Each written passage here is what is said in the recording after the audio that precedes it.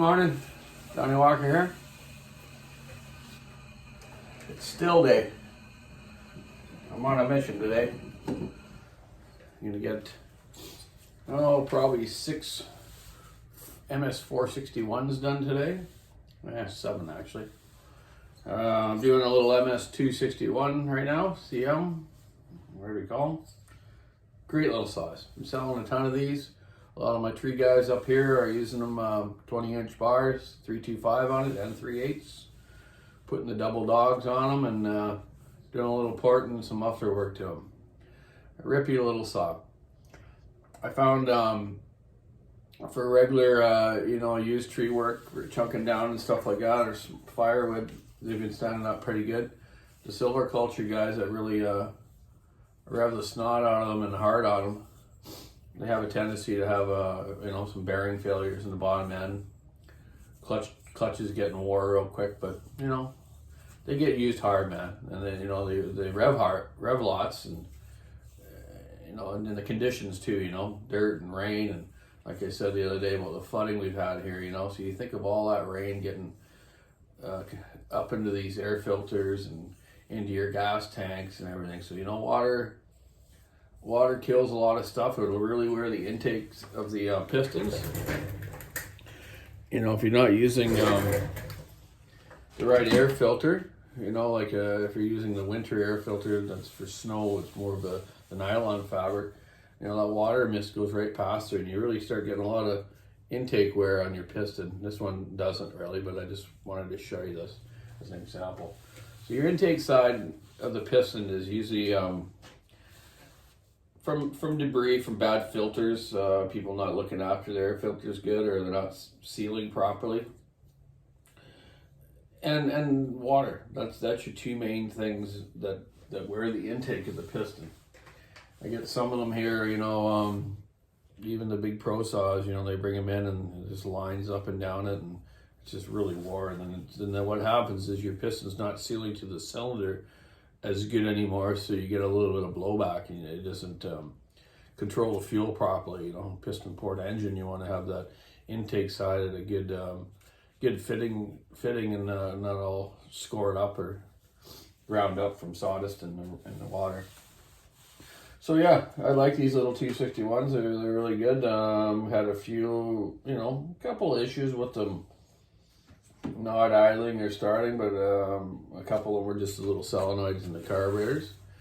And the price of those have come down now too. So you can buy a solenoid and a fuel filter, I think for around $30 now. It's not that bad.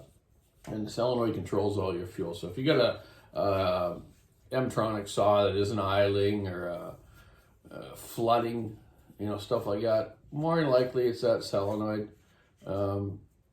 It's amazing that how these new M-tronics and auto-tune will give you a lot of forgiveness for stuff. Like it'll self-adjust itself to a lot of conditions. We had a saw in the other day, a 661. The guy was complaining that his chain was running on. Thought maybe it was a throttle problem, or that's what he thought. Well, first thing we do is grab it, and the crankshaft, clunk, clunk, clunk, clunk. The one side bearing on the clutch side was, the cage was right out of it. Blew the seal out of it. But that thing was still running and did not damage the top end. Did not score it. On an older traditional saw, 046, 066, any old type saw that didn't have this new systems, it would have been wrecked right away. It would have sucked air and either seized the bottom conrod or scored the piston. So, it compensates for a lot, but unfortunately, it makes people a little lazy too in a way. Because still, and Husky, when they have the carburetor compensator, plus, now the new, electronics compensate too for air leaks and dirty air filters and a bit of a plug fuel filter. It's making people lazy to do any maintenance, and I've talked to you about it a lot before. Husky now, even in their service, last couple service bulletins and and whatnot. They got another new fuel filter out. It's going to be, I think, a blue color, part number 503443203, or it used to have 01 at the end, or 02 for the different ones, but the new one's got a different micron filter in it to help any of that fine particles that get into the auto tune to mess that up in there, you know, the function of the carburetor. So you know, I can't stress enough that, you know, they say once a month, but, you know, like, I'm trying to tell these guys, you know, my logger friends and tree guys, like, you got to do a little more maintenance, or these new ones are, you know, they're compensating for your laziness, but it doesn't help the mechanical part of it. The mechanical part of it's still gonna, you know, give you problems. You know, that you're still gonna get wear on the intake if you're not looking after your air filter.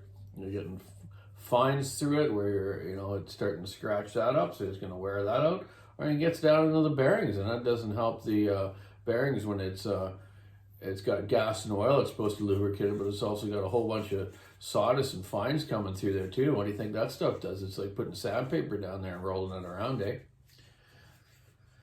So yeah, you know, got to keep out the maintenance. So yeah, here I go. I got a few 3120s to do. I'm going to do them Monday. I've just been playing around with some different things on them right now. There's my lineup of 461s. I got the pistons all out of the cylinders, all OEM too. All the rings off so I can clean them up, clean my pistons up, then pour all these cylinders. And look, behind here I got a beautiful, good shape, old school 372. Guy sent me this used saw. It's like brand new. It's gonna turn out really nice for him. He's gonna like it. So yeah, that's what I'm up to. It's Friday, and it's a nice day out today. Finally stopped raining, but it's supposed to start up again. Let me see some sun shining. Creek settled down a bit. It's not a river anymore. It's back to a creek.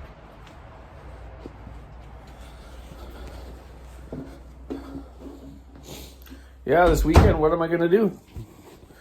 I'm going to do a little extra work, get some more cylinders done so I can get a little ahead of stuff. Sorry if you've got saws on order or having them sit there at our shop ready to do. I've been a little behind. I'm trying to catch up. Well, not catch up, keep up is more the word, because it's not like I don't do any. I do try to do 3 or 4 a day. You know, in the mornings, then I go back and do the assembly, me and Simon, and then ship them out to you fine folks. So yeah, I guess I better stop talking so I can get them done. I just want to say thanks to Tin Man for the comment. A Buck and Billy Ray 357 I built him. Watch Tin Man's channel. He's got some really good stuff on there. I still need to send him a couple of things. I keep telling him I'm going to send him, but I'll get to the post office one of these days. And he, winter's setting in Manitoba area, so he's probably sitting in the shop puttering and keeping warm with his wood stove, just like I am here with my space heater right now, and bucking in his bunker, you know, keeping that wood stove going and keeping warm. Yeah, so we got a nice sunny day today. It's supposed to be crappy again for a few days, but might get out for a little drive and do a little fish on Sunday. The water maybe will be settled down by then. I'm going to go up to this little spot I like to go to in the Nanaimo Lakes area. So anyways, TGIF. Check out the Walker Saw Shop online store. We're doing really well with it. Thanks for all the orders. I'm overwhelmed with the business that has picked up through the YouTube plus the online store. And the gals, Deb and Sally and John and Cheyenne and Rob, they're doing all really good out front with all that stuff. And us guys in the back keeping up too, eh? You know. So anyways, have a good weekend. Stay safe. Keep your saw on the wood. Have a great Friday. Bye.